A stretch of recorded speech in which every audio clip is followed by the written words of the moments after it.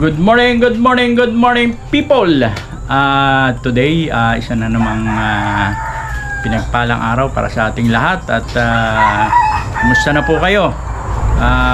Ngayon ay ibabahagi naman namin kung paano po kami nag-aalaga ng mga ng aming mga chicken at saka mga duck. So dati po kasi dahil para maiwasan nga po natin ang pagkalipol natin mga alagang hayop dahil marami nga po ditong predators, ang remedial measure na ginawa po namin nung maliliit pa sila, iniligay po namin sila sa cages. So ngayon nung sila po ay medyo malaki-laki na at ready na, gumawa po kami ng ng pen para sa kanila na doon sila maninirahan, pero yung po medyo maluwag-luwag yon at nagkaroon po kami ng preparasyon. Naggumawa ako ng carbonized rice hull para ma-disinfect, tapos nilatagan ko po ng rice hull at saka doon po namin dinala yung aming mga sasu chicken at native chicken na nakalagay sa mga cages. So ngayon po malaya na po silang nakakagala doon sa ginawa naming pen at napiperform na nila yung kanilang mga natural na ugali, kagaya po ng pagkakahig sa lupa at so napapractice na po nila yung kanilang yung natural instinct ng mga hayop ay nagagawa na nila doon. So malaya na po sila nakakagala dahil medyo maluwag-luwag po yung ginawa naming pen at doon na po sila hanggang lumaki, hanggang mangitlog. So yun po yung mga pamamaraan na ginagawa namin para mapadami yung aming mga alagang hayop dito. Ganon din po yung Muscovy duck, nandun din po kalapit ng mga chicken. Meron lamang po silang divider at may sariling kulungan yung ating mga native chicken at saso chicken. Tapos i-update din po namin kayo, kung doon sa mga doon sa ini-incubate natin mga itlog ng Muscovy duck. So far on the 7th day po ay minapansin po kami na 2 egg na hindi na magtutuloy kasi medyo na po siya, may bukod sa nakita namin na nung nag-candling po kami, wala na kaming makitang signs of life. Tapos nung inamoy po namin itlog medyo medyo may amoy na.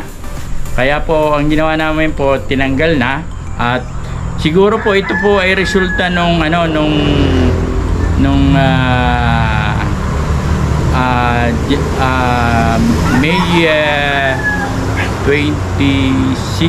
May 26 na kung saan yung pong incubator masyado pong naging mataas ang humidity.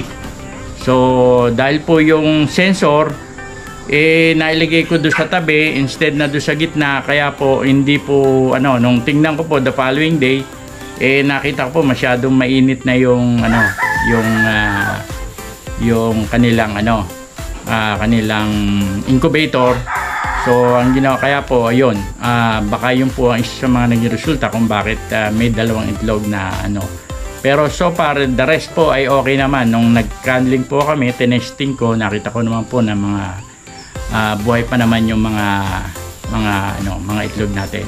So yun lang po muna, at samahan nyo kami doon sa ating inilipat na mga chicken sa bago nilang tirahan, sa bago nilang habitat na kung saan ay po siya.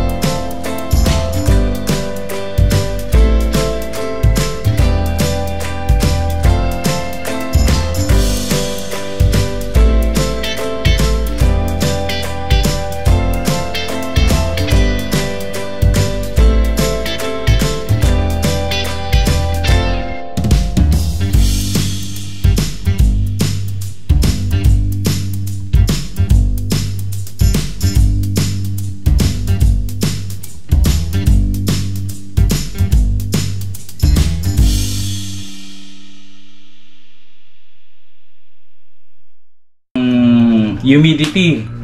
Kasi po medyo maalinsangan yung panahon. Nung pagtingin ko ng morning, mataas. So napakainit nung inabutan ko siya. So i-check po natin kung ano na nangyari. Kasi kahapon nag-check ako, okay naman. So kasi po baka naapektuhan yung ating mga itlog dahil sa sobrang init, sobrang humidity nung ating incubator. So i-check po natin yung mga itlog. Tingnan po natin yung status ng ating mga itlog. Papatayin po natin ng ilaw at magkakanling po tayo. Okay. So ayan po. So madilim na. So ayan, madilim. So check po natin. So ayan. Ayan. So pansinin po ninyo, ayan. Ayan, yun yung pong ano na yan. Nangangulugan pong buhay ang ating fertile, ayan. Yung may mga reddish na po, yan po yung katunayan na fertile ang ating itlog. So ayan po yun. So this one. So check pa ulit tayo ng iba kung ano ng status. So ito rin po, ayan po, ayan, may makikita na kayong mga ugat-ugat. Ayan yung mayroong kulay pula, yun po yung sign of life na fertile yung ating itlog. So ayan po. O ayan din, may mga red na kulay. Ayan. Tsaka may mga ugat-ugat na. So yun. But dito po meron ako napansin na mayroong isang naiba ang kulay niya. So ito nasa ibabaw, check po natin. So ayan po, yan po, may gumagalaw pa sa loob. Oh. Yun kita ba dyan sa camera? Ayan yung sa loob. Yan, tsaka may mga ugat-ugat. Yan po ay fertile. So ibig sabihin, maganda po yung status ng itlog sa ngayon. Hindi natin alam sa mga susunod na araw. Ito po, naiba kulay niya. Ayan, tingnan nyo, iba kulay. And then, tingnan natin. Ayan, wala tayong makita. Ayan, nako. Ito na po yung sign na hindi maganda itong itlog na ito. Ayan. So, ayan po. Ayan yung kulay puti na yon, may dilaw-dilaw na sa tabi. So most likely po ito ay sira na. So ayan, wala na kayong makikita kahit na ating ganyanin, wala na. So meron na po tayo isang nabawas. Okay. So mukhang ito rin, kulay ba rin ang kulay na niya. Kumpara nyo dito, kumpara natin pagkakaiba, hindi, ilapit natin siguro yung pagkakaiba ng kulay nila. Kaiba yun. So yun po ang pagkakaiba. So pag tiningnan po natin, ayan din, wala na tayong masilip. Ayan. Ayan, kulay puti na lang. Tapos may amoy na po. Mukhang na to, sira na. So parin lamang po naman, dalawa ang nakita nating medyo may diferensya. So sasarado na po ulit natin ang ating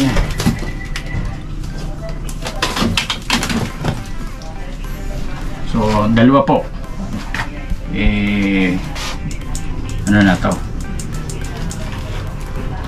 So ayan po yung temperature ngayon, 63 ang kanyang humidity po, 63. Ito na mga 37.8 ang temperature, tsaka po mabaho. So yan po yung mga signs na may problema ng itlog. So hindi na po ito magtutuloy sigurado. Thank you and shout out sa aming mga bagong subscribers, kay RL Lagman, kay Buhay Rabbit, kay Pinoy How to TV, kay Simple Earl, kay Kadindo Gravito Channel, kay Oliver Gasita, kay Fan Travel Adventure, and kay Angel, at doon sa 70 plus new subscribers. Maraming salamat po. Sana maging matagumpay kayo sa inyong pagpa-farm. Mabuhay po kayo at God bless sa inyong lahat. Keep on watching People's Farm TV.